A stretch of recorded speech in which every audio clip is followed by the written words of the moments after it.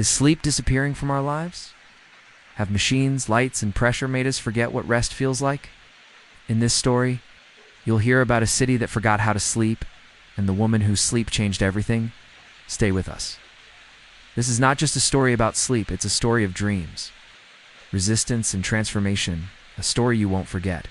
On-screen text, sleep. Everyone wants it, few get it. Voiceover, sleep, a basic human need. But did American presidents really sleep? Visual suggestion. Footage of a sleeping baby gives slow zoom on a president's tired face. On-screen text, is presidency a sleepless job? Voiceover 24/7's responsibility. Global pressure. How much rest do presidents get? Visual suggestion. Night view of the White House. Typing sounds in the background. On-screen text. 1. George Washington, 8 hours a night. Voiceover. A man of discipline. Slept 8 hours daily. Woke up at 5 a.m. sharp. Visual suggestion. Vintage portrait. Clock striking 5 a.m. On-screen text. But war stole his sleep. Voiceover. During wartime, he would pace at night, burdened by duty. Visual suggestion. Candlelit room, silhouette walking back and forth. On-screen text. 2. Abraham Lincoln, the sleepless leader. Voiceover. Lincoln said, "I cannot sleep when my nation is awake in pain." Visual suggestion. Black and white scene, Lincoln staring out a rainy window. On-screen text. Writing war letters from bed. Voiceover. He wrote letters from bed late at night. Sleep was a luxury. Visual suggestion. Pen and candle writing on aged paper. On-screen text. 3. Theodore Roosevelt, energy beast. Voiceover. Hunting speeches. Riding. Only 5 hours of sleep. Visual suggestion. Horseback riding. Fast spinning clock. On-screen text. He believed. Sleep is for the weak. Voiceover. He said, "Life is short. Don't waste it sleeping." Visual suggestion. Coffee, steam rising. Eyes wide open. On-screen text. 4. F.D. Roosevelt, politics through power naps. Voiceover. Before critical wartime meetings. He took 10-minute naps. Visual suggestion. Chair reclines, ticking clock, closed eyes. On-screen text. 10 minutes of sleep equals 1 hour of energy. Voiceover. He said, "A power nap can reignite my brain." Visual suggestion. Eyes open, gives signing papers confidently. On-screen text. 5. Harry S. Truman.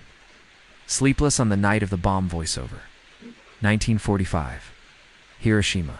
He gave the order. But sleep never came that night. Visual suggestion. Truman sitting by a window, lightning in the distance.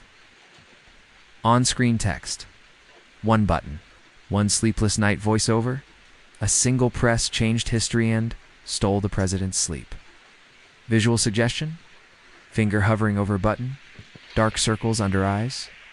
On-screen text. 6. Dwight D. Eisenhower. Military sleep routine. Voiceover. As a former general, Eisenhower slept exactly 6 hours, like a drill. Visual suggestion. Military clock ticking. Alarm rings at 11 p.m. On-screen text. Sleep was strategy. Voiceover. Before big decisions, he rested. Called sleep his mental weapon. Visual suggestion. Notepad with the word sleep equals strategy. On-screen text. 7. John F. Kennedy mandatory afternoon nap. Voiceover. From 2 to 3 p.m. No meetings allowed. Just sleep. Visual suggestion. Office door quietly closes. Silence inside. On-screen text. Eyes shut, mind clear. Voiceover. He said, "An hour of sleep makes me a new president." Visual suggestion. Eyes closed, gives open again with a confident smile. On-screen text. 8. Lyndon B. Johnson, split sleep schedule. Voiceover. Awake from 6 a.m. to 2 p.m., then again till 1 a.m. 2 shifts. Visual suggestion. 2 clocks showing sleep times, day and night. On-screen text. The night shift president. Voiceover. He ruled the White House in the dark. Sleep was divided. Visual suggestion. Lamplit desk. Typing under a desk lamp at night. It's on-screen text. 9. Richard Nixon. Restless sleep. Voiceover. scandals, spies. Pressure sleep interrupted again and again. Visual suggestion, tossing in bed, eyes wide open in the dark. On-screen text, he said, sleep comes. Peace doesn't. Voiceover. During Watergate, his pillow was soaked in worry. Visual suggestion, sweaty forehead, shaky hands holding a mem. George Washington often slept in military tents, not palaces. He valued discipline more than comfort. He would rise before dawn and sleep early, even in war. John Adams believed that fresh air helps sleep. He kept windows open, even in winter. He wrote in letters that a cold room was better than a tired brain. Thomas Jefferson designed Monticello to match his sleep habits. He preferred short naps to long nights. Jefferson claimed his best ideas came between sleep and waking. James Madison had migraines that disturbed his sleep. He often worked late into the night. He believed a tired president was a dangerous one. James Monroe was caught napping at public events, but he didn't mind. He said, "A rested leader is an honest one." Andrew Jackson slept with a pistol under his pillow. He feared betrayal more than nightmares. He was a light sleeper, but a heavy dreamer. Martin Van Buren had insomnia. He paced the halls of the White House, whispering speeches to himself. William Henry Harrison slept outside during his campaign. He caught pneumonia and died a month after taking office. John Tyler didn't trust doctors, but he believed in regular sleep. James K. Polk worked 8-hour days and slept only 4 hours. He burned bright and burned out fast. Zachary Taylor was known to fall asleep during meetings. He didn't hide his boredom. Millard Fillmore slept early and rose early. He followed a strict personal schedule. Franklin Pierce drank to fall asleep. His troubled past haunted his nights. James Buchanan never married. He often dined alone, then went to bed before 9. Abraham Lincoln walked alone at night, thinking deeply. He claimed sleep was his escape from sorrow. Lincoln often said, "In dreams I see peace." Andrew Johnson took afternoon naps on a leather sofa. He claimed power came from rest, not rage. Ulysses S. Grant suffered from nightmares of war. He would wake drenched in sweat. Rutherford B. Hayes logged his sleep in a diary. He called it his mental savings account. James Garfield was a night owl. He read books in bed past midnight. Chester Arthur slept late and woke late. He was rarely seen before noon. Grover Cleveland snored loudly. Staff said his snoring echoed down the halls. Benjamin Harrison believed in early rising. He thought America should wake up with its president. William McKinley slept little during the Spanish-American War. His aides begged him to rest. Theodore Roosevelt climbed mountains to sleep better. He claimed the outdoors cured all stress. Roosevelt said, "Sleep is not weakness, it is survival." William Howard Taft often napped after lunch. His size made sleep difficult, but he insisted on rest. He once fell asleep during an opera and snored through it. Woodrow Wilson had fragile health. Sleep was part of his prescription. Kept strict bedtime routines even during war talks. Staff called him Silent Cal, Sleeping Cal. Warren G. Harding loved late-night poker games. He often slept past breakfast. Calvin Coolidge slept up to 11 hours a day. He once said, "If you don't say much, you don't lose sleep." Herbert Hoover rose early to exercise. He swam in the Potomac before breakfast. That night he didn't sleep at all. Franklin D. Roosevelt slept with braces on his legs, yet he stayed calm through crises. He once said, "A calm mind begins with good sleep." Harry S. Truman gave the order to drop the atomic bomb. He walked the halls alone, carrying history's heaviest silence. This city never sleeps. Lights burn 24 hours a day. Screens flicker in every window. Time is measured by deadlines, not dreams. In Lumana, sleep is weakness. The hustle is holy. The night belongs to workers. A girl named Raha hasn't slept in 3 nights. She stares at her laptop with dry eyes. Caffeine fuels her heart. Dreams feel like stories from childhood, her mother calls. Raha ignores it. Her phone vibrates all night. At 3 a.m., she walks to the window. The city glows like fire. Down below, people hurry. No one looks up. No one yawns. Sleep is for those who fall behind. In Lumana, ambition never rests. Workplaces stay open through the night. Cafes serve espresso till dawn. Children attend after-midnight classes. Billboards blink. You can rest when you're rich. Raha collapses into bed at 5 a.m. She doesn't fall asleep. Her mind races. She remembers being a child. Her mother sang lullabies. Back then, dreams were real, and now, she dreams only of productivity. She wakes without ever sleeping. The alarm screams. Emails pile up. Her boss sends another midnight message. "You're falling behind," it says. She bites her lip and replies. Her friend texts, "Do you even sleep?" She answers with a crying emoji. A coworker brags. "For hours is enough." Another says, "Sleep is a choice." Everyone competes to stay awake. Raha stares at her own reflection. Dark circles grow deeper. She Googles how to sleep fast. Nothing works. She tries meditation. Her brain keeps shouting tasks. She installs a sleep app. It tracks her failure to rest. At work, she zones out. She's called into HR. "We are concerned about your focus," they say.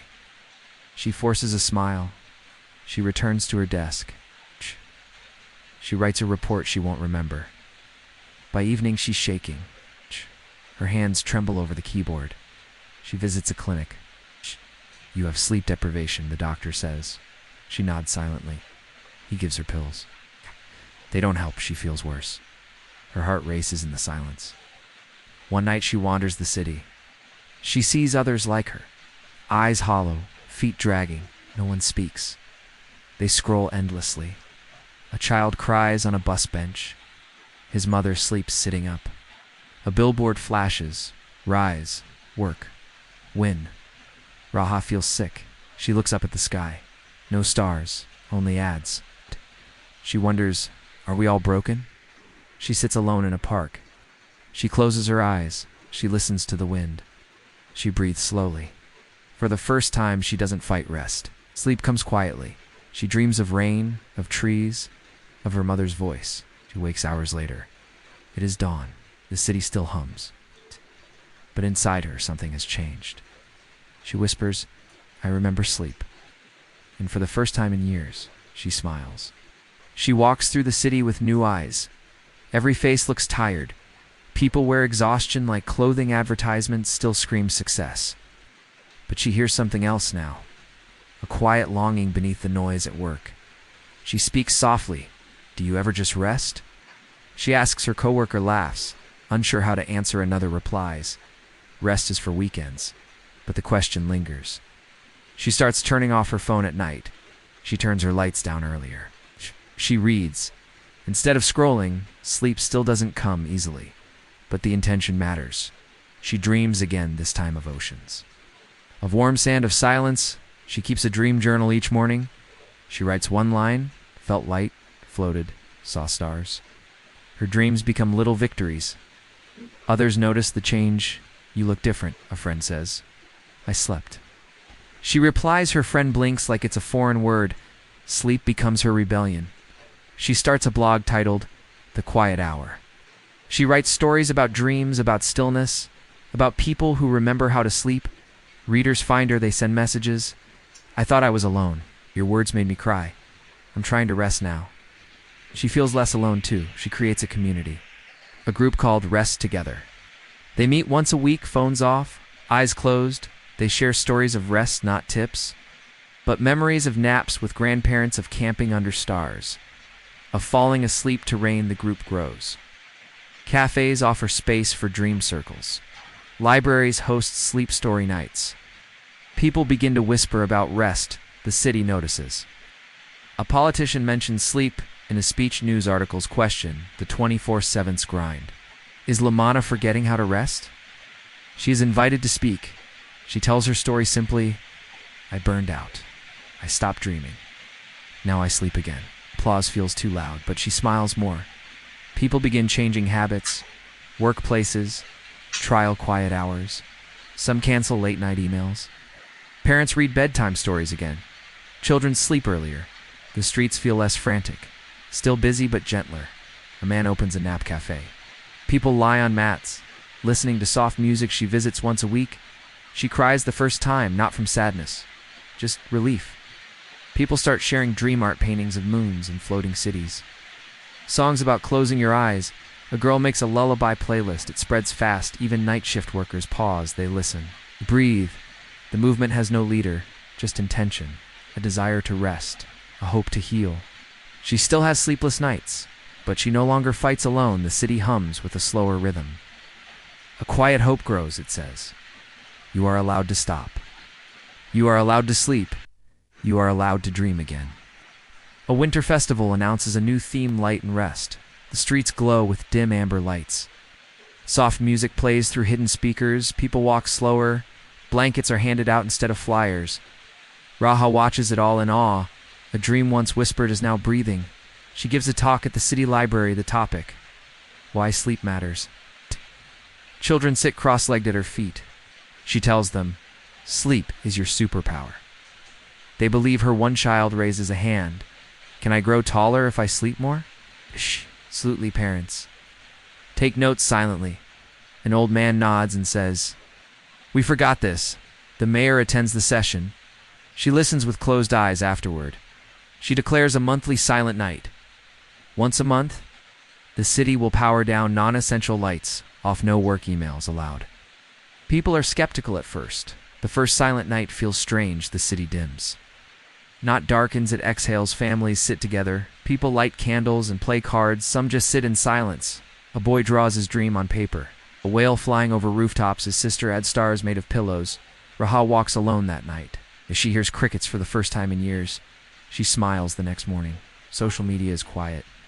People post only one word: peace. It becomes a ritual.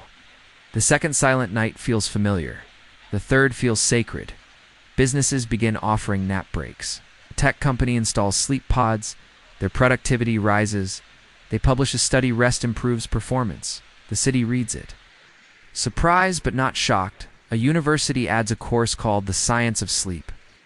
Raha is invited to teach. Her first class is full. Students come with tired eyes and hopeful hearts. They listen. They nap in class. She encourages it. One student says, this is the first time I've been told to rest. The city keeps evolving. Billboards now read, sleep, grow, heal. Old advertisements fade. Cafes now sell bedtime tea. A new shop opens called Dream Supply. They sell eye masks. Journals, soft lights, people line up. Sleep becomes culture. A radio show airs bedtime stories every night. Elias, the host, has a voice like rain. Listeners say they drift off before the endings. The show is called Close Your Eyes. It becomes the city's soundtrack. After dusk, hospitals design sleep recovery rooms. Not just for patients, but for nurses. To even prisons add quiet hours, a warden says. Rest heals more than punishment. Raha writes a book. It's titled The City That Learned to Sleep. It becomes a bestseller. She donates the earnings to build sleep shelters. Safe places for the unhoused to rest. Each bed has a soft pillow and stars painted above, one boy says. This feels like home. The city holds a dream parade, not loud, but glowing floats shaped like clouds. Moons, lullabies, people walk in silence, wrapped in blankets. Children carry lanterns shaped like stars. Someone whispers, I forgot we could be this quiet. Raha watches from a rooftop. She sees her city resting. Not all the way there, but on the way she breathes deeply. She closes her eyes, and somewhere in the distance, spring arrives with silence instead of noise. Cherry blossoms bloom over quiet streets. Children play outside without screens. The city feels softer. Raha walks with a notebook in her hand. She writes dreams others share with her. I flew with a lion. I talked to my grandmother again. I slept without fear. She gathers these dreams into a second book. She calls it Dreams of the People. It becomes a gift given at hospitals, shelters, and schools. A new museum opens. The Museum of Sleep. Inside are rooms designed for dreaming. People walk through clouds, stars, night sounds. It becomes the most visited place in Lamana. Tourists arrive to witness the city that sleeps. They expect boredom. They find beauty. They write home. This city taught me how to rest. Journalists come to interview Raha.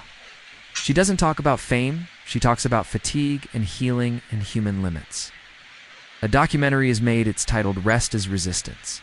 It wins awards. A teacher shows it in every school. Students ask, why didn't anyone teach us this before? One replies, because tired people don't question power. Raha begins visiting factories and offices. She brings stories instead of solutions. She listens to workers. A janitor tells her, I dream of sleeping 8 hours. Raha hugs her.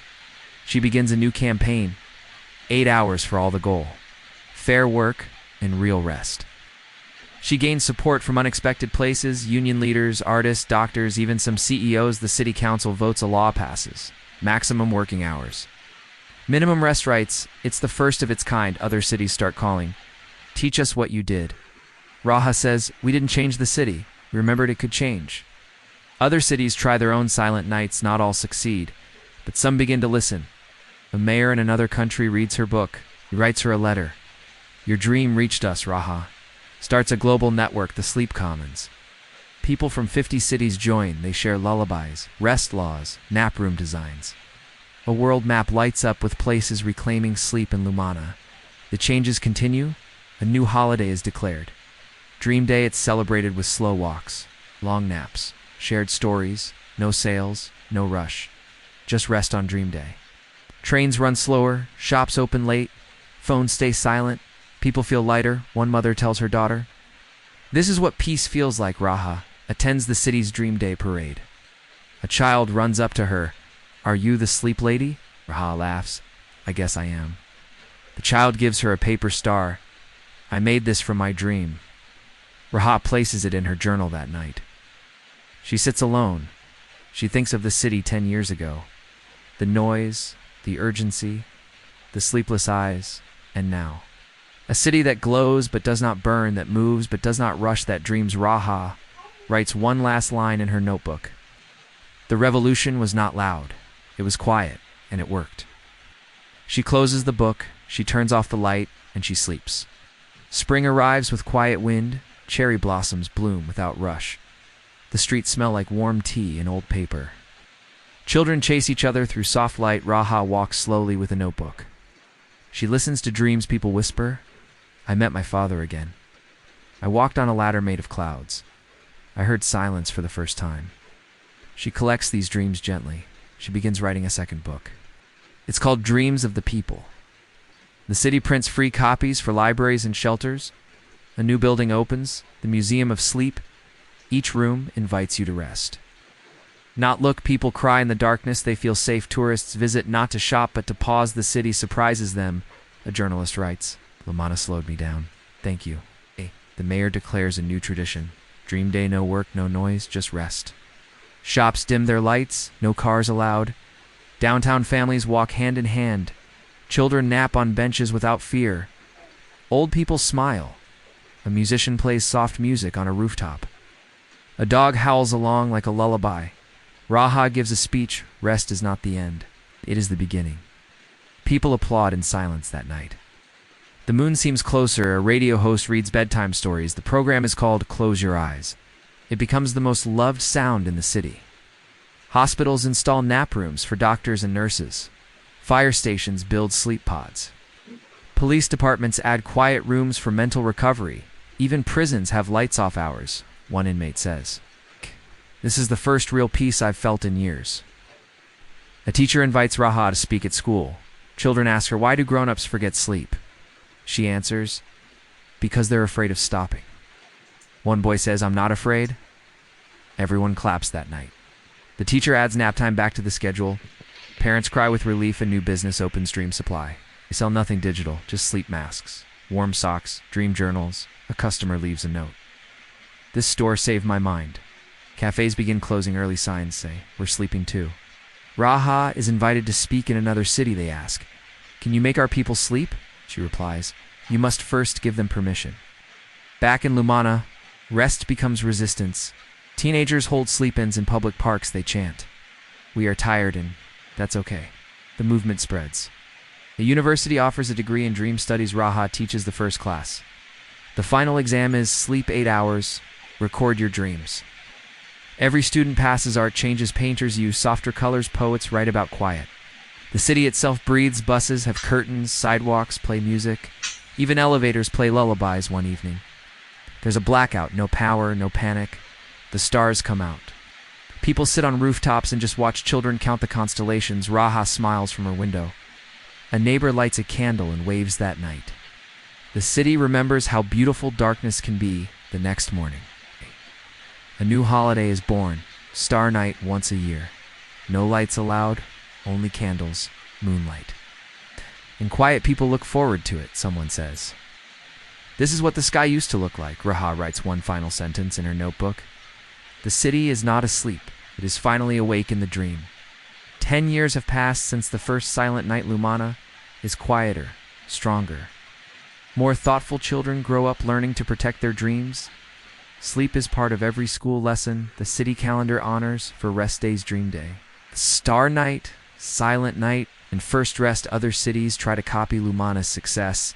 Some pass nap laws, some ignore the movement. Tech companies launch anti-sleep tools. An ad says, "Sleep is wasted time." Raha sees it and frowns. She writes an open letter. Rest is not a flaw. It's how we remember ourselves. The letter goes viral. A new app promises full rest in 5 minutes. People try it. People get sick. One man collapses after 7 sleepless days. Raha visits him at the hospital, he says. "I forgot what real sleep feels like." She holds his hand. "You can always return," he cries. Doctors restart sleep education programs. Libraries give out free dream journals, a girl writes. "Last night I flew with birds made of light." Her teacher displays it in class. Children write stories from their dreams. Sleep becomes art. One painter makes an exhibition called "The Nap Room." People enter to lie down. Not look. The city funds more public rest spaces. Parks add hammocks and pillow gardens. Bus stops play ambient lullabies. Raha gives a talk called "The Power of Stopping People Fill the Room." Some just listen. Eyes closed, teenagers start a slow club. They do nothing fast, they walk slow. Talk soft, sleep early at first. People mock them, then they join a teenager. Tells the news, "We're not lazy. We're healing." A school builds a rest lab. Students study dreams as data. One discovers her dreams predict her emotions. She shares the findings online. Others track their dreams to sleep. Science blends with everyday life. Companies offer dream leave. It's like sick leave. Raha publishes a new book title. "Don't forget to close your eyes. It's passed from hand to hand, no ads. Just trust elders." Read it aloud in nursing homes, a woman says. "I wish we had this 50 years ago." Raha whispers. "You have it now." Dream sharing becomes common. Strangers exchange dreams on buses. "Last night, I walked through a city of water. Last night, I hugged my childhood self." A festival begins. Dream week, no alarms. No deadlines, just rest. Reflection. Quiet joy. People sleep under stars. Art floats in the sky. A little boy draws his dream, a building made of clouds. His mother hangs it on the wall. The mayor paints a mural called "Dream Together." The city glows with softness. A man returns after years away, he says. It feels like the city is breathing. Raha smiles. She walks slower now. She speaks less. She listens more. One night, she returns to the rooftop garden. She lies down beside her notebook. The stars blink quietly above her. A young girl joins her. They say nothing. They just breathe. The city around them hums gently, not asleep, not awake, just dreaming together. The movement no longer needs Raha. It belongs to everyone. Sleep is no longer a protest. It is a right. It is a ritual. It is a return. The city sleeps, and it dreams forward. The world has changed, slowly but deeply. Lumana is now studied in universities. Scholars call it the first dreaming city. But to its people, simply home. A new generation grows up with bedtime pride. They speak about dreams as naturally as meals at job interviews. They're asked, "How well do you rest?" Companies value recovery over speed. Hospitals prescribe naps as medicine. Jails become rest centers for the soul. Even military training includes silent retreats. The word burnout fades from language. Sleep is no longer the opposite of productivity. It is part of creation. A young inventor dreams her blueprints. An artist paints from sleep visions. A chef invents night-flavored food. Cafes serve dream-inspired menus. There's a drink called moon water. There's bread shaped like clouds. There are lullaby concerts under trees. Children sing in harmony with wind. Elders teach lullabies instead of warnings. Teenagers host dream circles on rooftops, one boy says. "I met myself in the future," his friends nod. Understanding school buses play soft music in the morning. Desks have sleep cushions. Exams include dream essays. Describe what you saw when your eyes were closed. A teacher gives full marks for silence. Museums have nap wings. Libraries have night-hour reading beds. Churches leave doors open for sleep. Mosques add soft rugs and lanterns. Temples host sleep-ins. During full moons, the city glows differently now. No neon, no alarms. Just warmth, just pause. New couples take rest moons instead of honeymoons. They sleep side by side in quiet forests. Elders renew their vows by napping together, one couple says. Still dreaming after 60 years, poets now write bedtime verses painters exhibit dream fragments. One gallery is filled with closed eyes. Visitors enter and rest. Every piece asks for stillness. Raha no longer walks the city. She stays in a quiet house near the edge of the river. She writes only when a dream insists people still visit her. One at a time, they sit in silence and speak from the heart. I forgot how to slow down. My child doesn't sleep anymore. I'm afraid to rest. She listens. She says little, but her presence says, "You're safe now." Sometimes reads them dreams from long ago. They always leave lighter at night. She watches the moon from her porch. The river flows like breath. Frogs sing lullabies.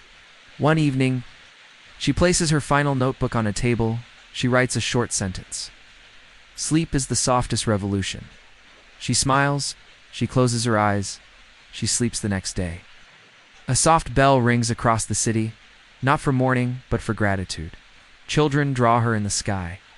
Dreamers whisper her name in thanks, and Lumana continues, not in silence, but in softness. Not in fear, but in dreams, because she taught them how. And they never forgot. Years have passed since Raha's final sleep, but her story continues in every rested breath. Lumana is no longer just a city. It is an idea. A blueprint for a world that dares to slow down. New cities rise with rest at their center. Dream architects design neighborhoods for silence. Homes are shaped like cradles. Windows are tinted with dusklight. Communities are built around lullaby fountains. People gather to listen before bed. There are no 24-hour businesses anymore. The phrase "always on" has been retired. Workplaces have dream rooms. Teams rest together before brainstorming. A sleepy mind is no longer a lazy one. It is seen as deep, open. Creative universities offer dream history and sleep philosophy. Students explore how ancient people rested. They learn about nomadic nap cultures. They compare bedtime rituals across civilizations, one paper argues. Sleep saved humanity more than fire. Festivals now include dream parades, floats shaped like animals from people's dreams. Music composed entirely of sighs and stars. People dress as characters from their sleep. Lumana streets are filled with quiet celebration. Children carry dream lanterns. Elders tell stories with eyes closed. Teenagers wear shirts that say, "Proud to pause." Technology has changed too. No notifications after sunset, screens dim. Automatically phones enter sleep mode with soft melodies instead of social media. There is dream share. People post their dreams each morning. No comments, no likes, just presence, a woman writes. "I met my late father. He smiled." Stranger replies with a heart emoji. Only, dream share becomes a digital village, one man says. "I never feel alone anymore." Sleep scientists lead government health panels. They advise on national nap strategies. Leaders rest before speeches. Laws are passed only after dream review periods. Sleep becomes a tool for justice. Rest is given to the overworked. Those who never had time to dream now can. A former factory worker says, "My first dream came at age 50. He wept for an hour, then smiled for a week in Lumana." No child grows up afraid of the dark. The dark is honored. It is wrapped in music. Story and silence. People take night walks just to hear themselves. They slow down, they listen, they breathe. The stars are clearer now, less artificial light, more cosmic wonder. Children point and say, "That one is Raha's star."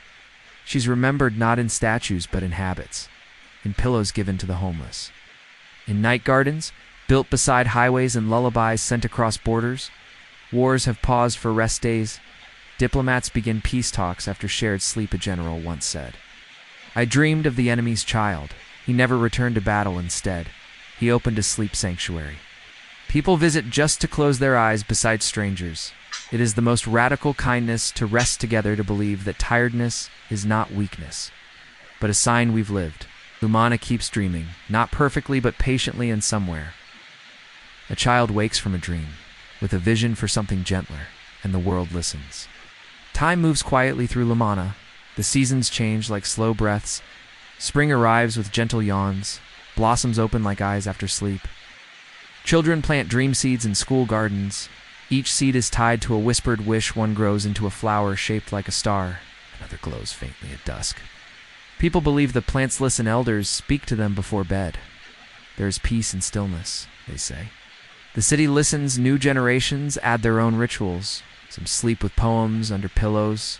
Some record lullabies for strangers. One group of teenagers build a dream bus. It travels from town to town, offering sleep, no tickets. Just trust tired travelers. Step inside. Soft lights, warm tea. Silence, some weep, some smile. All rest. The dream bus becomes legend. People wait for it on quiet roads.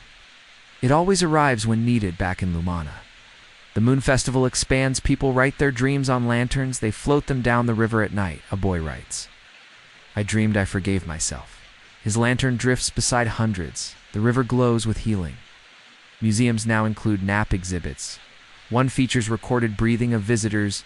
You lie down, and the city exhales with you. A young girl creates a sculpture that sleeps. Its chest rises and falls softly. People gather just to sit beside it. The mayor announces a new city law.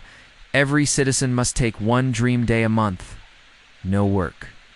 No noise, just rest. Some spend it walking in silence. Some stay in bed. Holding old dreams, one man rereads his childhood journal. "I wanted to be a cloud." He laughs, then naps in the park, dreaming of sky. Across the world, Lumana's example spreads. Cities redesign streets for softness. Noise limits are passed for nighttime. Rush hours are replaced by quiet hours. One city turns an old factory into a pillow archive.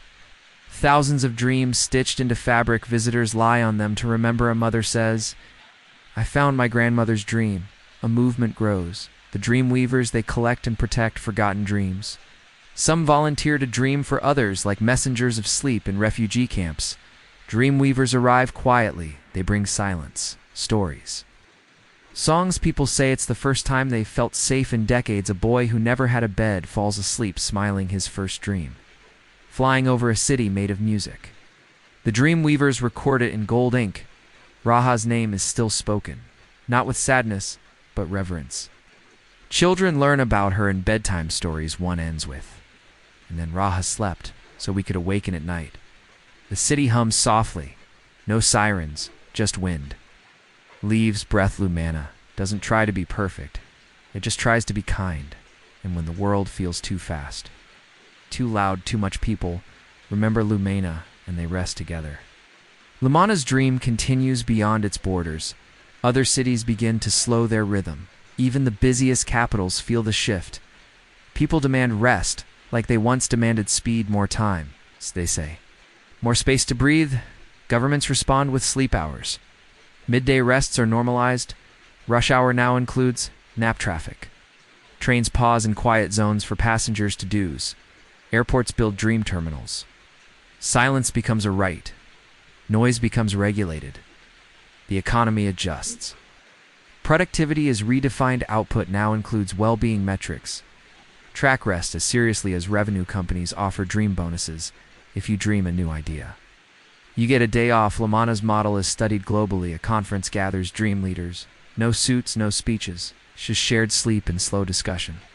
One man stands and says, "I found my purpose in stillness." They all applaud. In silence, children grow up with bedtime pride. They're taught dream journaling in preschool. They learn the language of rest before the alphabet. Some dream in symbols, some in color, some in memory. A girl says, "I dream in future tense." The city listens. The dream archive grows. It's now a towering tree-like structure. Each branch holds stories, each leaf a person's rest. One floor is reserved for lost dreams. Visitors lie down and search. One man finds his childhood wish. A woman rediscovers her mother's voice. Tears, then calm nightlife transforms nod into noise. But softness. Evening walks include lantern paths and poetry readings. Musicians play instruments tuned to heartbeat. People dance slowly under the stars. There are no bouncers and breathers. Entry fee. One deep inhale at the edge of Lumana. A new gate is built, it says. Enter with tired hearts, leave with open ones. Pilgrims come from restless cities. They carry digital noise and sleepless eyes. They stay for weeks, they return, changed whispers spread of a quiet revolution. A movement with no slogans, only softness, no marches, only pause. Some say Lumana will fade over time, that the world will speed up again. But its people are patient. They know rest cannot be rushed to change. Like dreams returns nightly one evening. A meteor shower appears. Families lie on rooftops, watching children ask what stars dream of, a grandfather says. They dream of us slowing down. The stars keep falling. The city keeps resting, not out of luxury, but out of need.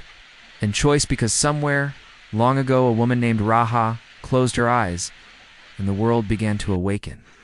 The 10th chapter begins in stillness. Lumana no longer tries to lead it, simply rests, and the world watches in cities once ruled by speed. There are now corners of calm libraries stay open all night for silent thought. People gather to nap like they once gathered to riot. Even protest has changed. Sleep-ins replace sit-ins. Crowds lie down to demand peace, soft resistance, gentle power. In one country, a leader pauses a war because his daughter asked, "Don't you need sleep too?" He cries. Then signs a ceasefire. The ceasefire holds, sleep is not weakness anymore. It is wisdom. Children write bedtime letters to their future selves. Rest when it hurts. One says a museum opens dedicated to silence. No exhibits, just rooms of quiet. Visitors leave with lighter hearts. A global dream map is launched. People log their dreams by location, patterns emerge. Healing in the south.